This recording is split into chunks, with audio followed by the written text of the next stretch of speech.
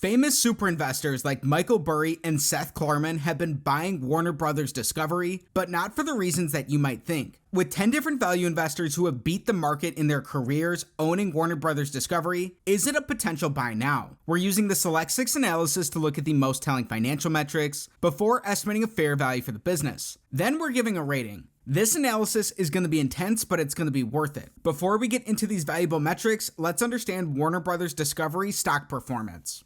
Right now, Warner Brothers Discovery trades for $11.49 per share. Year to date, their stock price is up 20.5%. This is actually beating the S&P 500. They're beating the market average. Warner Brothers Discovery is the product of a spinoff of Warner Media from AT&T and a merger with Discovery in April of 2022. AT&T shareholders received 0.24 shares of Warner Brothers Discovery for each AT&T share they held, and the company started trading soon after. Long term, this looks at Discovery stock performance. In the last 15 years, they're compounding at around 4% annually. The company was briefly part of a short squeeze in March of 2021, where their stock price really shot up. It's since declined. Warner Brothers is trading $5 below their 52-week high. The company's up $3 from their 52-week low. There's some short interest with 3.5% of their shares sold short. Warner Brothers Discovery is a big business. They have a $28 billion market cap, and they have a ton of debt. They have a $73.5 billion enterprise value. But the burning questions are, why do so many super investors own the business? Why has Michael Burry recently been investing? And is Warner Brothers Discovery a potential buy now? Warner Brothers Discovery, the result of that merger, is one of the largest media firms in the world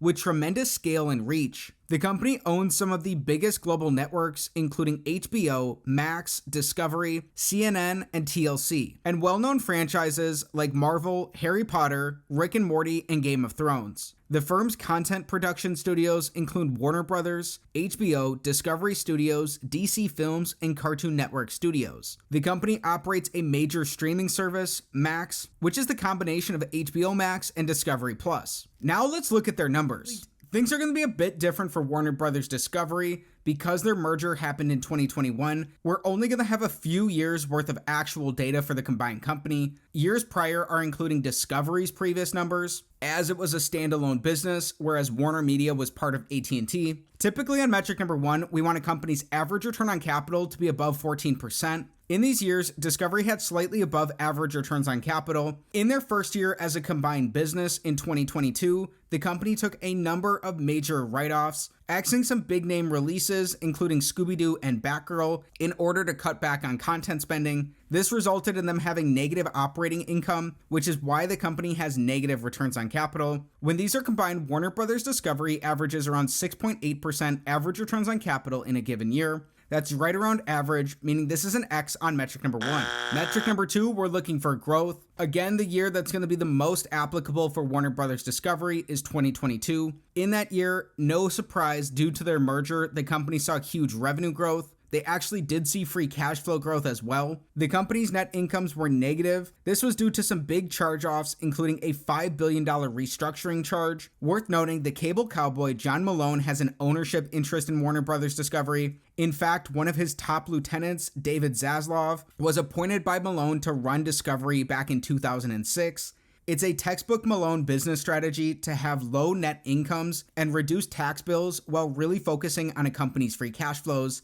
That's the same playbook he ran at TCI and what he's running in his Liberty ownership through Liberty Global and Liberty Media. This is potentially less concerning than it would be for another business, but because their net incomes are down, this is an X on metric number 2. Metric number 3, we're looking for earnings per share growth. We have to keep in mind both John Malone's business playbook as well as the combined merger. Shares were issued here to acquire the spinoff of Warner Brothers from AT&T. Because of this, their shares outstanding have more than tripled.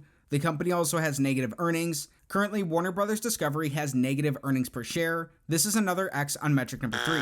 Metric number 4, we're looking for free cash flow per share growth. While their free cash flows have grown by 27% over this time, because the company tripled their shares outstanding for this merger, their free cash flows per share are down. Again, potentially less of a concern here, especially as the company's in the first year of being a combined business. Ultimately, to create value for shareholders, they do need to grow this free cash flow per share metric, and preferably they do so with above average returns on capital. That's still something we're looking for. This is an X on metric number 4. In recessions, it's businesses with a lot of debt that can have the biggest losses or even go bankrupt. Metric number 5, we want Warner Brothers Discovery net debt, which is their total debt minus their cash and their short-term investments, to be below the sum of their free cash flows. Here we're going to be projecting their current free cash flows out into the next 5 years. In this metric, we get another taste of the classic John Malone business strategy, which is to use a high amount of leverage in his businesses. Right now, Warner Brothers Discovery, after their merger, has $49 billion in net debt. They generated $3.3 billion of free cash flow last year, while generating $3.1 billion in their last 12 months. That's not enough free cash flow to support their debt position if it was all due today. However, the way many of these Malone companies have structured their debt is very unique. Their debt loads tend to have very long dated maturities, with some of this debt not coming due until the 2040s or the 2050s. This is a feature, not a bug, of the Malone business strategy. Even though they have very high debt loads, and this is something you definitely want to pay attention to, this may not be as much of a concern as it would be for other companies, especially due to the business's managers and operators. Again though, this is an X on metric number 5. Still looking for a first check. The big metric of them all, metric number 6, we want Warner Brothers Discovery's average free cash flow divided by their enterprise value to give us a yield that's above 5%. If this is the case, this gives a slight risk premium to the yield of the 10-year treasury. It's the first of 2 different ways we're estimating a fair value for Warner Brothers Discovery. Right now, the company has a $73.5 billion enterprise value. This accounts for both their net debt position and their market cap. It looks at the company similar to it being a private business. In their last 5 years as Discovery, they produced $13.5 billion of free cash flow, meaning they produce about $2.7 billion in an average year. Those are mainly the free cash flows for Discovery alone. When those $2.7 billion of their average free cash flow are divided by their $73.5 billion enterprise value, it gives us a 3.7% average free cash flow to enterprise value yield. On a current basis,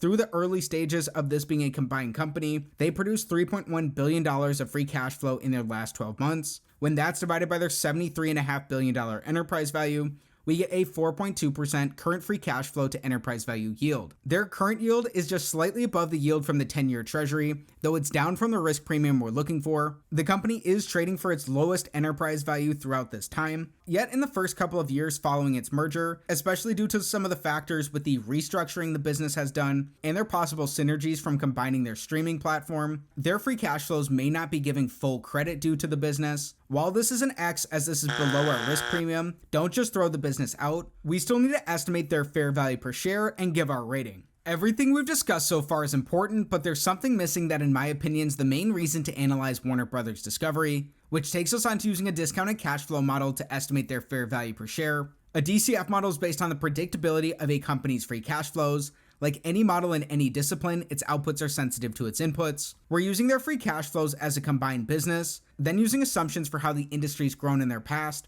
Discovery as a standalone business was a moderately predictable company. That can better inform these assumptions, but it's ultimately up to you to figure out if these will be accurate or not. Assuming they grow their free cash flows at 10% annually for the next 10 years, then in the following decade, assuming this is cut in half and these grow at 5% annually, we won't be adding in their tangible book value even though the company has a lot of debt. The accounting for this business may not give us the most accurate picture. If we want a 15% rate of return, which is what Warren Buffett looks for from his investments, from today's valuation multiples, if these are the same 20 years into the future, an estimate of Warner Brothers Discovery fair value per share is around $15. That's around $3.50 above their current stock price, looking like there's potentially some margin of safety in the business. Keep some key points in mind. Again, the combination of these two businesses lack a historical track record together. Warner Brothers seems like a classic John Malone company in that they have a lot of debt. That's something you want to consider, as we're not adding in their debt to this calculation. Also, their current free cash flows may not be giving the company its fair due. So this is a rougher estimate for the business. Most importantly, this analysis isn't financial advice. It's not a buy or sell recommendation of any security. Consult with your financial advisor before making any investment decision. In just a minute, we'll give our rating to Warner Brothers Discovery, but we need to address something first. We've covered the numbers, but the qualitative factors of this business may be even more important. Why don't we find out what they are?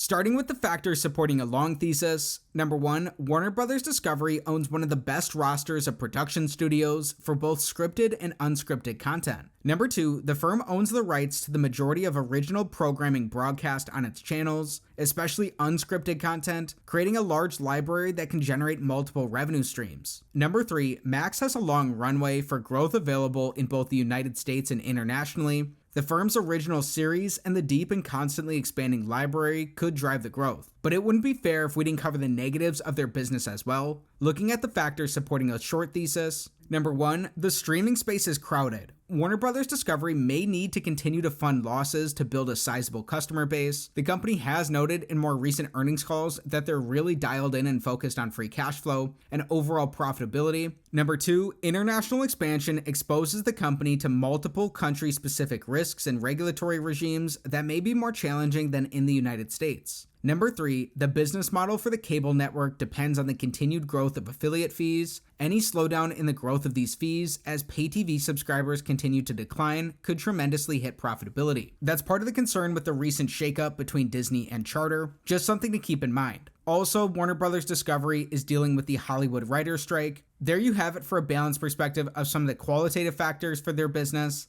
Now let's give our rating. We learned in analyzing Warner Brothers Discovery, stock ticker WBD, that a number of super investors have been buying into the company after the two businesses' combined merger. As of their latest 13F filings, at least 10 super investors have positions in Warner Brothers Discovery, including most recently Michael Burry, who has 4% of his portfolio that shows on his 13F invested in the business. Seth Klarman also has a nearly 6% of his 13F portfolio invested, making it one of his larger positions as well. Famously, he's one of just 3 investors Warren Buffett said that he would trust to invest his money personally. While they have a shorter track record as a combined company, they seem to be following the classic John Malone company playbook, using high amounts of long-dated leverage, issuing or repurchasing shares opportunistically, trying to focus aggressively on free cash flow per share growth, and reducing their tax expenditure. It helps that one of John Malone's top lieutenants, David Zaslav, is running the business. He's been running Discovery since 2006, and a major part of his management philosophy is shaped by Malone's thinking. While the company did go 0 for 6 on our analysis, that may be a bit unfair as most of these average numbers were looking at Discovery as a standalone business, and Warner Brothers adds a lot to the fold. The company is actively trying to reduce their cost structure and make combinations where they can to cut expenses between the two businesses. With their needed emphasis on free cash flow to support their debt, it'll be interesting to see where this company goes in the future.